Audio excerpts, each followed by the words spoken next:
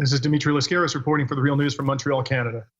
This year, Canada will hold its first federal election since the Liberal government of Justin Trudeau replaced the Conservative government of Stephen Harper in late 2015. In the 2015 election, the traditionally Social Democratic NDP, which was then led by Tom Mulcair, was considered a real contender to win the election, but a late surge by Trudeau's Liberals and a corresponding collapse in support for the NDP propelled Justin Trudeau to power. Tom Mulcair paid for the NDP's electoral debacle by being ousted from the NDP leadership. Many attributed the collapse in NDP support to Mulcair's decision to move the party's domestic platform toward the right and away from traditional center-left ground of the NDP. For example, Mulcair insisted that an NDP government would maintain a balanced budget, while Trudeau said he was ready to engage in deficit spending. Mulcair also failed to champion a more progressive tax structure, whereas Trudeau advocated for a modest increase in the top marginal tax rate. All of this has been much discussed. What has received less attention is the NDP's approach toward foreign policy. That is the focus of a new book by Canadian author and activist Yves Engler. The book is entitled Left-Right, Marching to the Beat of Imperial Canada. The basic thesis of the book is that the NDP and other actors who are traditionally thought of as constituting Canada's left, including the leaders of major trade unions, have been largely supportive of Canada's imperialistic US-dominated foreign policy. Now here to discuss this new book with us is Yves himself. Yves is a Montreal-based activist and author. His published books include Canada and Africa, 300 Years of Aid and Exploitation, The Ugly Canadian, Stephen Harper's Foreign Policy, and The Black Book of Canadian Foreign Policy. He joins us today from Montreal, the city where I'm situated. Thanks very much for joining us today, Yves. Thanks for having me. So, Yves, I would like to start with the question of war. As you explain in your book, in the post-World War II period, Canada has participated in numerous US-led wars that were at least arguably, if not undeniably, of an imperialistic nature. One such war was the Korean War, which resulted, as you note in your book, in massive death and destruction in Korea.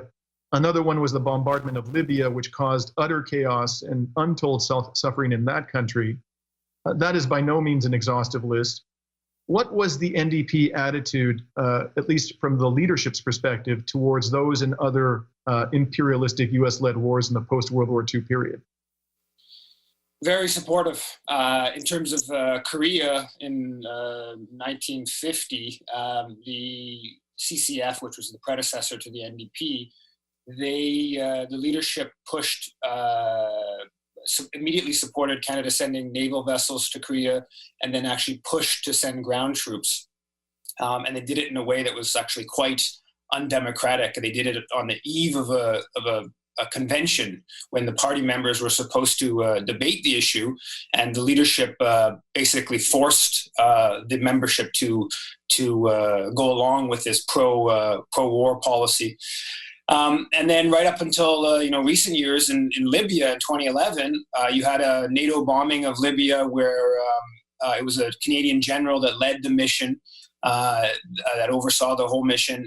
You had Canadian special forces on the ground in contravention of the UN resolutions. You had Canada arming the opposition to Gaddafi. And the NDP voted in the House of Commons on two different occasions, supported House of Commons resolutions supporting the war in Libya.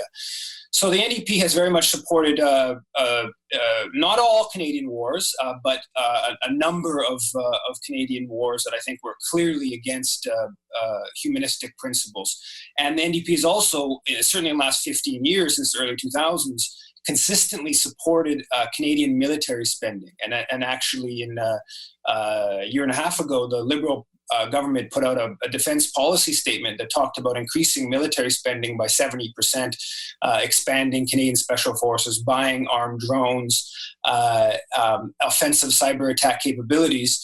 And the NDP's criticism of the Liberals' defense policy statement was that not enough of the 70% military funding increase was taking place immediately. Too much of it was down the line.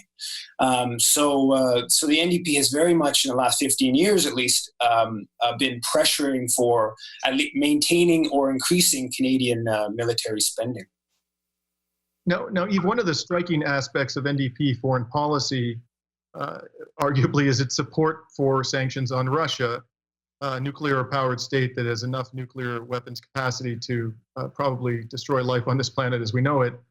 In fact, the current foreign affairs critic of the NDP, Hélène Lavardière, has criticized both conservative and liberal governments for imposing sanctions on Russia that she argued were too weak. So let's listen to a critique she articulated in the Canadian Parliament in 2015 of the then current sanctions regime on Russia. The new round of sanctions against Russia has again missed the mark. Vladimir Yakunin, president of Russian Railways, is still missing from the list of persons targeted by sanctions. Yakunin is a longtime friend of Putin. They have even co-founded a company together. Why are key individuals like Yakunin absent from the most recent sanctions against Russia? Why are the Conservatives taking it easy on certain friends of the regime? Now, Yves, at the time that Hélène Lavardière made this criticism, the government in power was that of Conservative Stephen Harper, arguably the most hawkish PM Canada has had in the post-World War II period. The rationale for Russia's sanctions is that Russia has illegally annexed Crimea. Those sanctions are in place despite the fact that before the annexation, a referendum was held in Crimea in which over 90% of those who voted, and the turnout for the referendum was reportedly quite high, supported some form of union with the Russian Federation.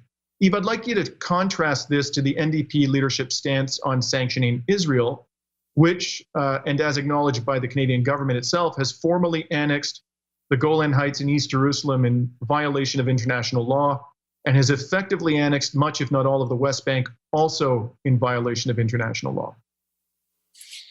Yeah, well, I mean, the first thing is that the NDP has been very hawkish on Russia and has been pressuring the Canadian government, the Harper government, and more recently the Trudeau government to maintain an aggressive position against Russia, which includes about 500 Canadian troops in Latvia leading a NATO mission there, which includes a couple hundred Canadian troops training the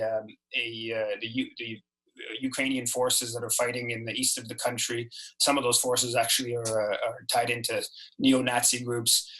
So the NDP has very much been a proponent of aggressive policy towards Russia, pushing supporting the Magnitsky Act, which is the Canada sanctioning many Russian officials. And so it's taken this aggressive position, not just vis-a-vis the annexation of Crimea, but just in general in terms of supporting the anti-Russian forces within the Ukraine and in the region more generally.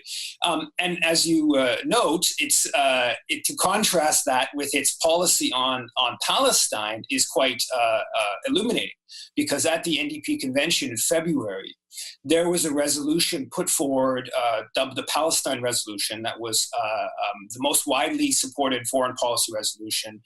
Dozens of writing associations across the country that supported this resolution. The NDP Youth Convention unanimously endorsed it, and what it called for was a boycott of products produced in the West Bank, in illegal settlements in the West Bank. And the NDP leadership, including Hélène Lavardière, they did everything they could to make sure that resolution wasn't even discussed at the convention. They blocked it from even being allowed to be discussed at the convention. And the basis of their campaign against this resolution, again, that was widely supported by the membership. In the lead up to the convention, it was never allowed to be debated, so we don't know exactly how much support it had. Was that this was supporting the boycott, divestment, sanctions movement. This was there was no support for sanctions against Israel.